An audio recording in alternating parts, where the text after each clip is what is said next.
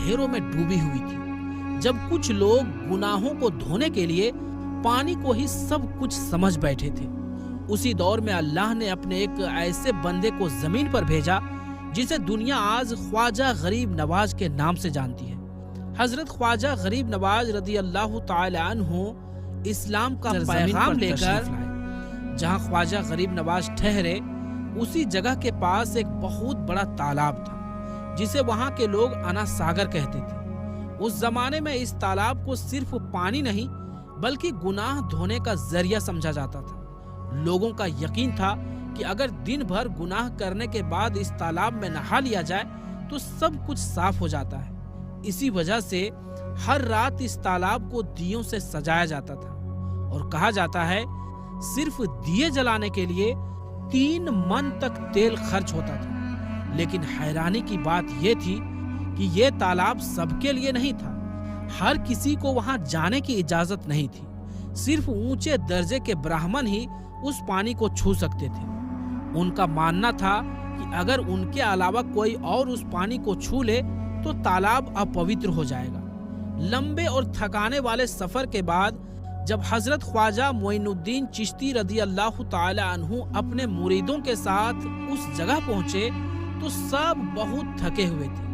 کچھ دیر سستانے کے بعد جیسے ہی نماز کا وقت ہوا، خواجہ غریب نواز رضی اللہ تعالی عنہ نے اپنے خاص مرید حضرت بختیار کاکی رضی اللہ تعالی عنہ سے فرمایا آذان دو، اور پھر اس دھرتی پر ایک ایسی آواز گونجی جو لوگوں نے پہلے کبھی نہیں سنی تھی۔ جب آذان کے الفاظ ہوا میں پھیلنے لگے تو پورا علاقہ جیسے ٹھہر سا گیا۔ اس دور میں نہ توحید کا پیغام عام تھا اور نہ ہی آذان کی آواز کسی نے سنی تھی۔ لوگ چونک گئے، گھر گھر سے لوگ باہر نکل آئے۔ کوئی پوچھ رہا تھا، کہہ رہا تھا یہ کیا پڑھ رہے ہیں؟ آذان ختم ہوئی اور اس کے بعد خواجہ غریب نواز رضی اللہ تعالی عنہ اپنے ساتھیوں کے ساتھ انا ساگر تالاب کی طرف بڑھے اور وضو کرنے لگے۔ بس یہیں سے ماحول بدل گیا۔ جیسے ہی وہاں موجود ہندو پجاریوں نے دیکھا کہ ایک اجنبی درویش ان کے خاص تالاب سے پانی لے رہا ہے، ان کے دلوں میں غصہ بھڑک اٹھا۔ ایک پجاری غصے میں بولا، یہ درویش کہاں سے آ گیا؟ بنا پوچھے ہمارے پاک تالاب کو چھو لیا۔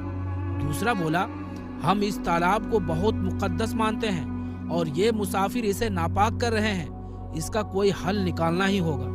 لیکن خواجہ غریب نواز رضی اللہ تعالی عنہ نے نہ کوئی جواب دیا نہ کوئی بحث کی۔ انہوں نے پورے سکون اور اطمینان کے ساتھ اپنے ساتھیوں کے ساتھ جماعت میں نماز ادا کی۔ لوگ یہ سب دیکھ رہے تھے اور آپس میں کہہ رہے تھے، یہ کیسا فقیر ہے؟ ہمارے مندروں میں تو کئی دیوی دیوتا ہیں اور یہ کسی اور ہی خدا کی عبادت کر رہا ہے۔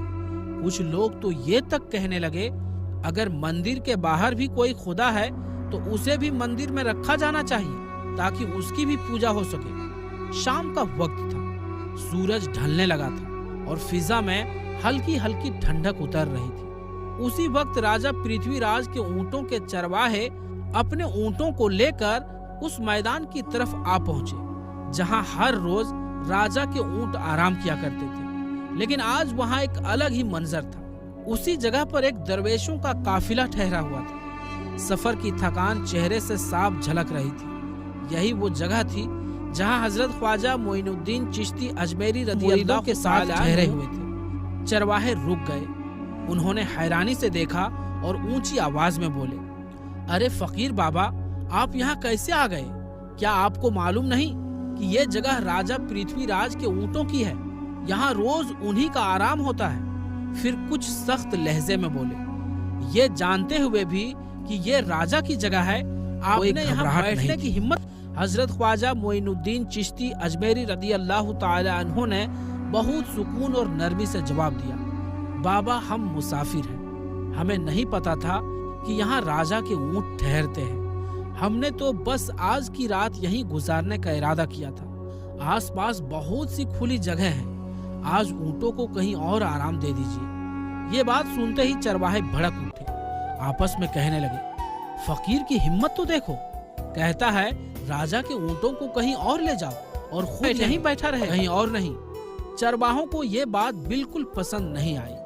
غصے میں آ کر انہوں نے بدتمیزی شروع کر دی اور زبردستی خواجہ غریب نواز رضی اللہ تعالی عنہ اور ان کے ساتھ آئے مریدوں کو وہاں سے اٹھانے لگے، لیکن خواجہ غریب نواز رضی اللہ تعالی عنہ نہ تو ناراض ہوئے نہ اونچی آواز میں کچھ کہا۔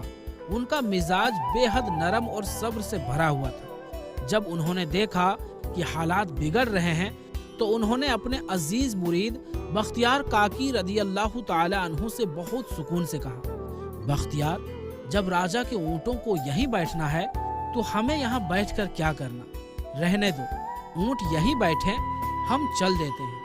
اتنا کہہ کر خواجہ غریب نواز رضی اللہ تعالی عنہ اپنے تمام ساتھیوں کے ساتھ چپ چاپ وہاں سے چلے گئے، لیکن اصلی واقعہ تو اس کے بعد شروع ہوا۔ اگلی